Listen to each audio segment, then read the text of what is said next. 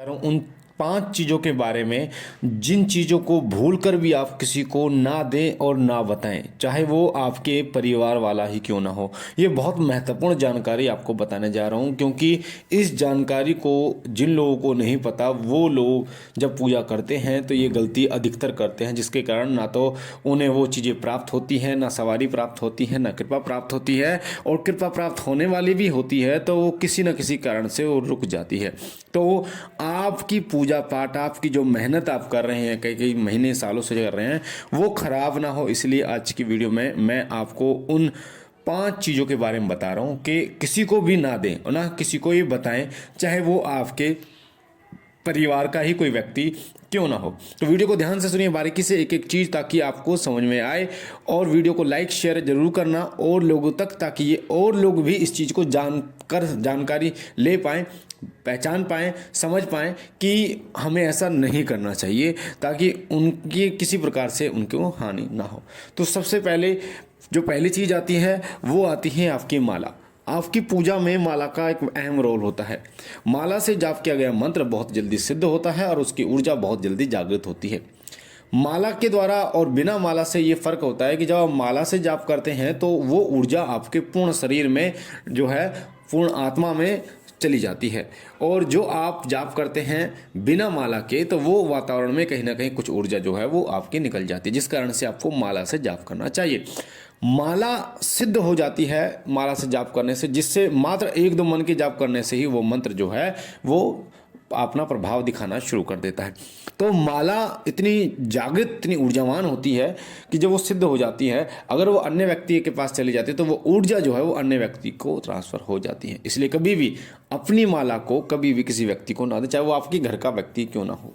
कई प्रश्न होता है कि गुरुजी, क्या एक माला से कोई अन्य व्यक्ति या मेरे घर का परिवारजन, मेरा भाई बहन कोई जाप कर सकता है कि नहीं? बिल्कुल भी नहीं। आपकी माला से आप ही जाप करेंगे, क्योंकि वो माला जो है वो आपकी ऊर्जा से नियंत्रित है, और उस माला में जो ऊर्जा है वो आपके शरीर के अंदर विद्यमान है। तो कभी भी आपको अपनी माला किसी को ना तो शेयर करनी है, ना किसी को देनी है। ये गलती भूल कर भी आपको नहीं करनी है। माला जैसे जैसे आपका जाप खत्म होता है, तुरंत उस माला को अपने गले में धारण कीजिए 5-10 मिनट के लिए। जब तक गले में धारण करेंगे तब तक आप पूजा के अपने आसन पर ही बैठे रहिए। उसके बाद 5-10 मिनट बाद उस माला को चूम कर, यानी माथे से लगाकर, आप आंखों और माथे से लगाकर मंदिर में रख दीजिए।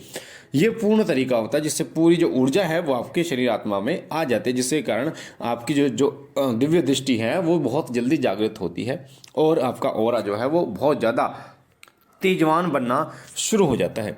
दूसरी जो वस्तु होती है वो होती है आपका आसन।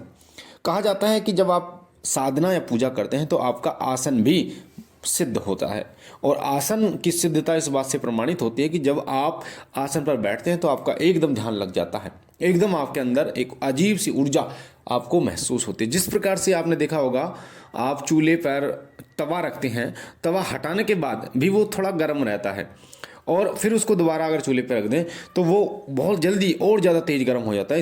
इसी तरीके से जब आप जाप करते हैं तो आपका जो आसन होता है माला के बाद वो जागृत हो जाता है।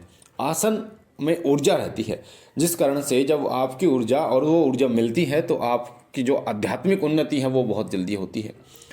आध्यात्मिक उन्नति होती है, जैसे आपने देखा होगा 2 पाठ जब मिलते हैं तो वो पूर्ण हो जाते हैं। उसी प्रकार से जब आप और आपका आसन, माने आप आसन पर बैठते हैं तो आपकी ऊर्जा आसन से कनेक्ट हो जाती है, जिसके कारण आपका ध्यान बहुत जल्दी लगता है, जिसके कारण आपकी जो विनती है वो ईश्वर तक बहुत जल्दी पहुंचती है। तो आपको अपना आसन किसी भी व्यक्ति को ना तो शेयर करना है, ना आपको देना है। इस चीज़ का विशेष रूप से ध्यान रखना है। कई लोगों को प्रश्न होता है कि आसन को धो सकते हैं? बिल्कुल आप धो सकते हैं। कोशिश कीजिए आप स्वयं आसन को स्वयं धोइए, और पहले उस आसन को माथे से लगाकर ये विनती कीजिए कि हे आसन, हे अपने आप के जो इष्ट देव हैं, जो भी आपके अंदर ऊर्जा है, मैं चाहता हूँ कि वो ऊर्जा मुझ में समाहित हो जाए, और उस जो भी आप बोलने के मैं आप आसन को धोना चाहता हूँ, और फिर आप फिर उसको धोकर आप सुखा दीजिए। उसके बाद फिर उस आसन पे माथे से लगाकर कि जो भी ऊर्जा आपकी ऊर्जा थी वो ऊर्जा अपनी ऊर्जा आप अवशोषित कर लीजिए, जिसके क्या होगा कि आसन की ऊर्जा आसन में ही रहेगी, और वो जब आप बैठेंगे तो वो ऊर्जा आपसे कनेक्ट हो जाएगी। तीसरी जो चीज़ है वो है आपके वस्त्र, आपके कपड़े। एक साधक के लिए, एक भक्त के लिए माला, आसन और कपड़े उसके बहुत महत्वपूर्ण होते हैं।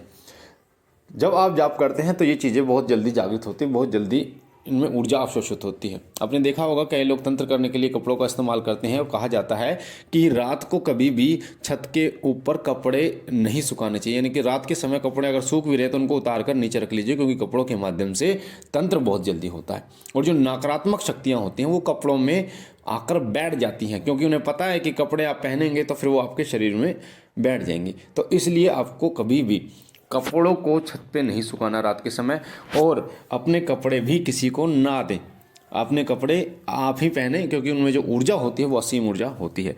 चौथा जो होता है, कभी भी आपको साधना में मंत्र जाप में कोई अनुभव होता है तो उस अनुभव को आप शेयर ना करें, साझा ना करें, क्योंकि वो अनुभव सिर्फ आपके लिए होता है, वो दूसरे किसी व्यक्ति के लिए ही नहीं होता। तो आपका अनुभव होता है, आपको दूसरों के साथ उसको शेयर नहीं करना होता, क्योंकि इष्ट देव संकेत आपको देते हैं। आपने उनकी भक्ति की है, आपने उनकी पूजा की है, तो वो संकेत भी आप ही को देंगे। कभी भी आपको अपने अनुभव किसी को नहीं बताने। कि कई बार आप कहते हैं मुझे दर्शन हुए, भगवान के मुझे दर्शन हुए, मेरे इष्ट देव के दर्शन हुए, या मुझे ऐसी कन्या दिखाई दी, आप और लोगों को बता देते हो इसका क्या मतलब, आप और लोगों से उनका मतलब पूछते हो। तो आपको सकारात्मक, अगर आपको सपना दिखाई दे रहे हैं, भगवान के दर्शन, मंदिर आपको दिखाई दे रहे हैं, मूर्तियाँ दिखाई दे रही हैं, तो ये सकारात्मक ही है। आपको डरने की, घबराने की आवश्यकता नहीं है। आपको अपनी पूजा पाठ में और समय देने की आवश्यकता है, और मन में जो भी प्रश्न है आप पूजा में बैठे बैठे ध्यान में अपने इष्टदेव का ध्यान करते हुए उनसे प्रश्न पूछिए कि हे प्रभु, हे माता, हे या बाबा, जो भी ये आपने मुझे दिखाया या मुझे दिखाई दिया आज, इसका क्या अर्थ है, तो आपको उसका उत्तर आपके मन में ही मिलेगा।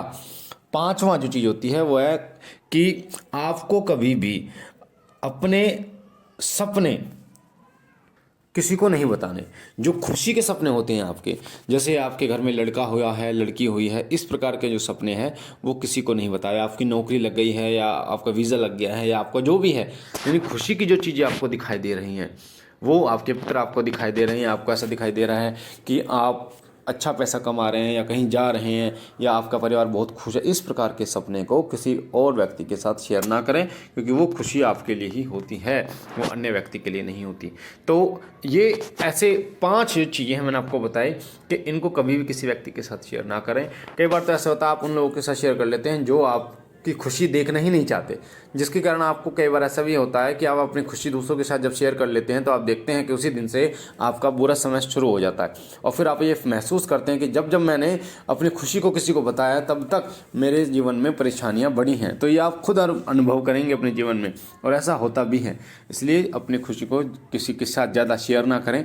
अपने परिवारजनों के साथ आप शेयर कर सकते हैं, पर बाहरी व्यक्ति, क्योंकि बाहरी व्यक्ति अधिकतर ऐसे लोग होते हैं जो हमसे चिढ़ते हैं कि आपके पास पैसा कैसे आ रहा है, या आप कैसे जीवन यापन कर रहे हैं, अच्छा आपने कुछ चीज़ खरीद ली तो कैसे खरीद ली, अपनी शादी कैसे कर ली, या बहुत सारी चीज़ें होती हैं। तो वो लोगों को इन चीज़ों के बारे में ज़्यादा उत्साहित होकर ना बताएं। तो ये थी महत्वपूर्ण जानकारी जो मैंने आपको बताई कि ये चीज़ें भूल कर भी किसी को ना दें और ना ही बताएं, चाहे वो आपके परिवार वाला व्यक्ति क्यों ना हो। मुझे आशा है जानकारी पसंद आई होगी। बाबा भोलेनाथ आदिनाथ से मैं विनती करता हूँ कि वो आप पर असीम कृपा बनाए रखें। माता काली, माँ दुर्गा की कृपा आप सदैव आप पर बनी रहे। सदैव बाबा बालाजी महाराज आपके दुखों का निवारण करें।